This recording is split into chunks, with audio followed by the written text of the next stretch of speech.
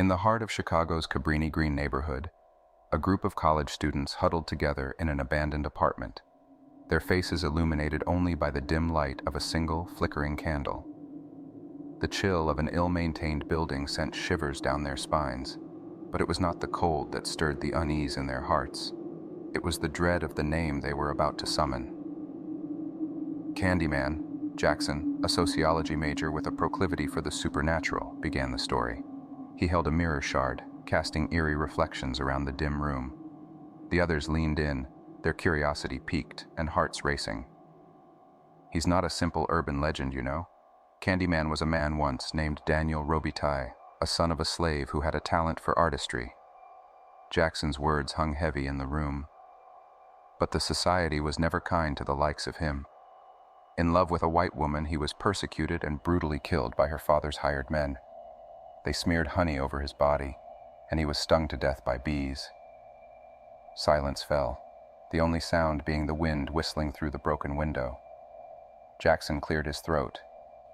And so, he was reborn as Candyman, the spirit of vengeance, lured by his name being called before a mirror. Each word heightened the tension until it was nearly tangible. After a moment of uncomfortable silence, a girl named Elise scoffed, "Do you really believe in such an absurd story?" A mischievous grin appeared on Jackson's face. "There's only one way to find out, isn't there?"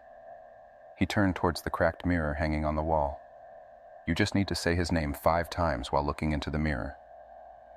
The room held its breath as they each traded glances, a mix of excitement and fear pulsating among them.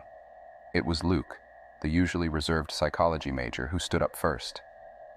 "I'll do it," he declared, his voice a mixture of bravado and trepidation. He walked towards the mirror, eyes filled with determination. The others watched as Luke positioned himself in front of the mirror, and in the hushed room he began, "Candyman, Candyman, Candyman, Candyman." He paused before the final utterance, his reflection almost pleading with him not to proceed.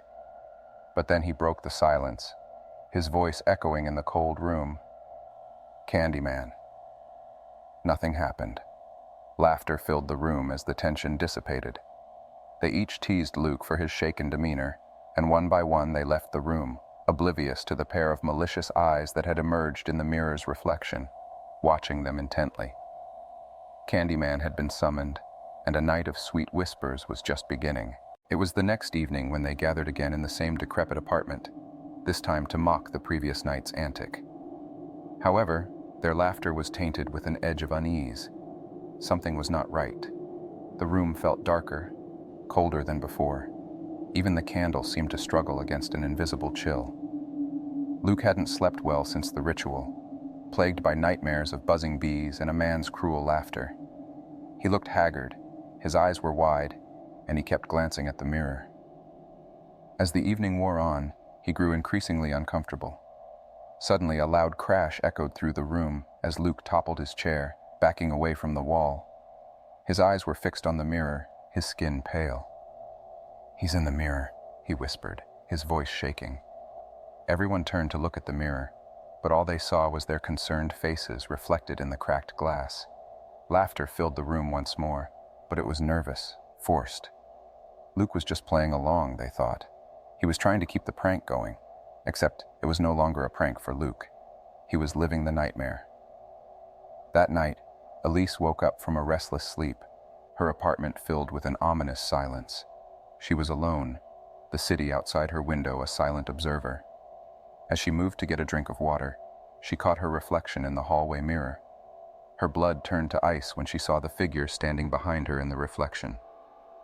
A man, his face obscured by the shadow of a wide-brimmed hat, his right hand gleaming in the moonlight, a hook where his hand should have been.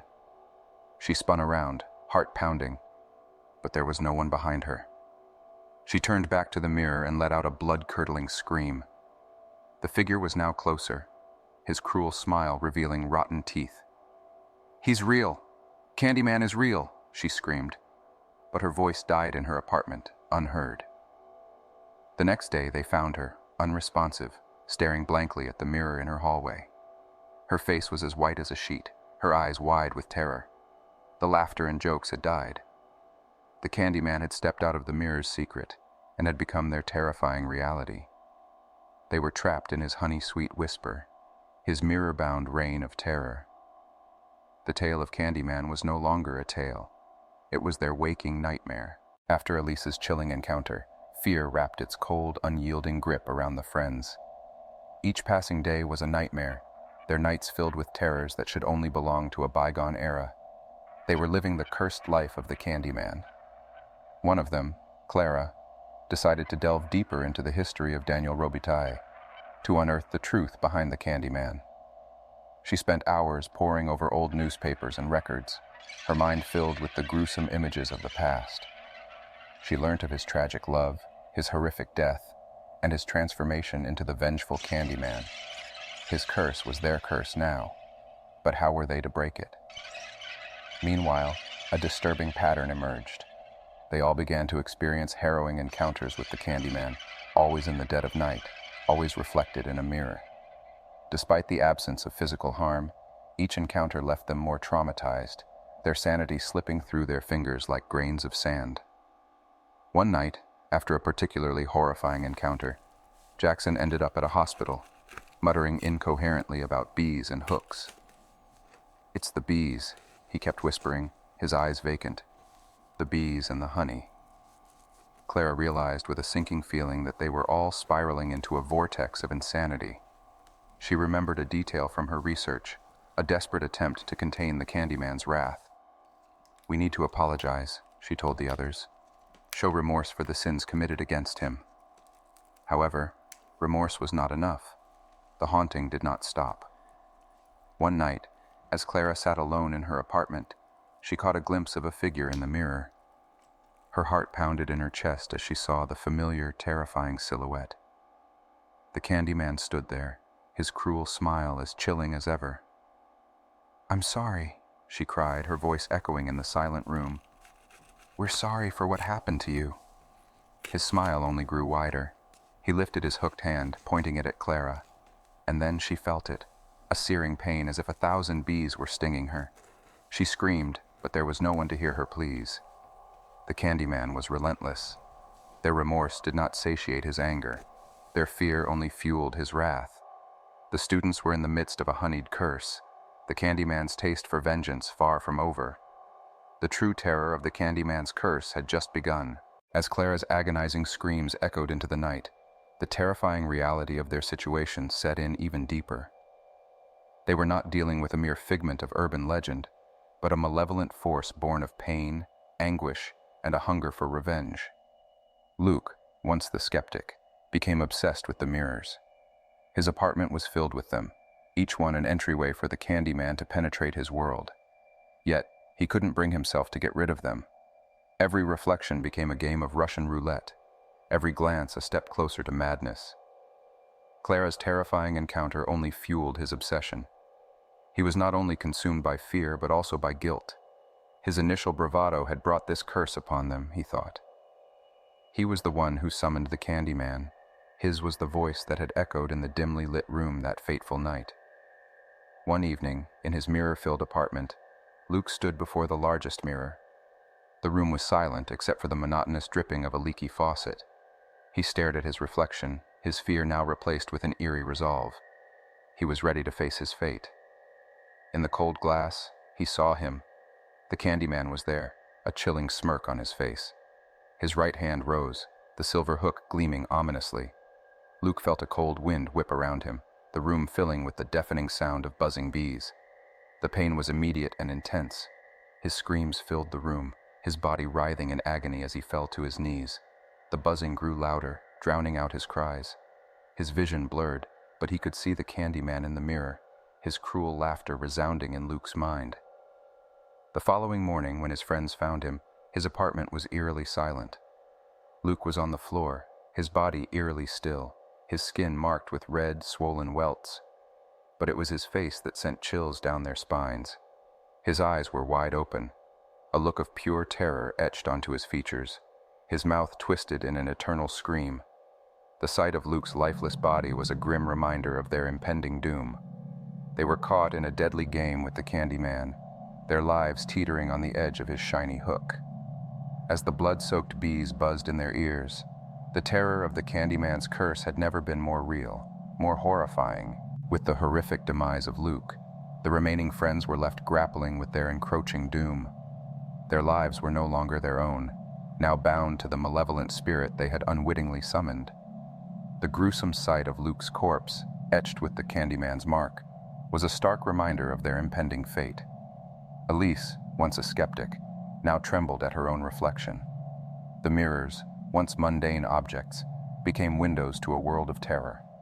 Her sanity hung by a thread, the buzzing of bees a constant, terrifying soundtrack in her mind. Desperate to escape, she smashed every mirror in her house. But even in the shards of broken glass, she saw him. His rotting smile, his gleaming hook, his menacing eyes. Every broken piece was a portal for the Candyman. She was trapped. As Elise's terror escalated, so did Clara's resolve to end the torment. She returned to her research, seeking any clue, any hint of a weakness they could exploit. She spent countless hours in the depths of the city's archives, her mind buzzing with tales of the Candyman's past. Meanwhile, Jackson, who was recovering in the hospital, started to see more than just the Candyman. He began to witness the last moments of Daniel Robitaille's life, his dreams filled with the cruel torture and the agonizing death the man had endured. It was in one of these dreams that Jackson saw something different. The bees, which were the instruments of Daniel's death, seemed to respond to something. An ancient tune, a melody of sorrow and longing played by a woman in his dream. He woke up, sweating and gasping, the melody still ringing in his ears. With newfound hope, he shared his discovery with Clara, who seemed to have hit a dead end in her research. She immediately recognized the importance of the bees and the mysterious melody. Armed with this knowledge, they decided to face the Candyman one last time. They had to lure him, stand their ground, and try the melody. They understood that their lives hung in the balance, but the terror had to end. Gathering all their courage, they met at the now hauntingly familiar abandoned apartment. Each of their reflections stared back at them from the cracked mirror, their fear and resolve etched on their faces. As the humming of bees began to fill the room, they prepared for the face-off. The mirror's horror was about to unfold in its full, terrifying splendor. In the flickering candlelight of the abandoned apartment, Clara, Jackson, and Elise stood, their reflections dancing on the cracked mirror. The room was filled with a palpable sense of fear and anticipation. The buzzing of the bees grew louder, the familiar dread seeping into their bones. Suddenly, he appeared in the mirror, the Candyman's rotten smile sending chills down their spines. His hook glinted ominously in the dim light, his wide-brimmed hat casting a shadow over his menacing eyes. Clara, gathering all her courage, started humming the melody that Jackson had shared. It was an eerie tune, a blend of sorrow and longing. The room grew quiet, the buzzing of the bees fading as if they were listening to the tune. The Candyman's reaction was immediate. He paused, his smile fading. The melody seemed to have struck a chord, his haunting eyes reflecting a flicker of something human, pain perhaps, or regret. But the moment was brief. His monstrous smile returned, and he lunged at them, his hook slashing through the air. Jackson and Elise screamed, pressing their backs against the wall as Clara's voice faltered. "Keep humming!" Jackson shouted over the chaos. Clara nodded, taking a deep breath as she resumed the melody, her voice quivering but determined. The Candyman hesitated again, his aggressive stance faltering. This time the change was more evident. His form seemed to shimmer, becoming translucent. The melody was working. They watched in awe and terror as the Candyman's form started flickering like a faulty projection. His horrifying smile faded, replaced by an expression of sorrow.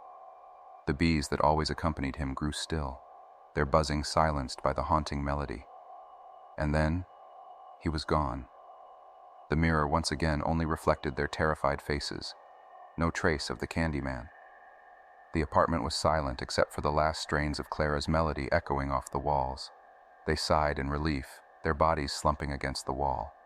The nightmare was finally over, or so it seemed. As they left the apartment, the relief was overshadowed by an eerie unease. The melody had worked, yes, but had it defeated the Candyman or merely appeased him for the moment? Back in the apartment, the mirror remained silent and still. But if one listened closely, they could hear it.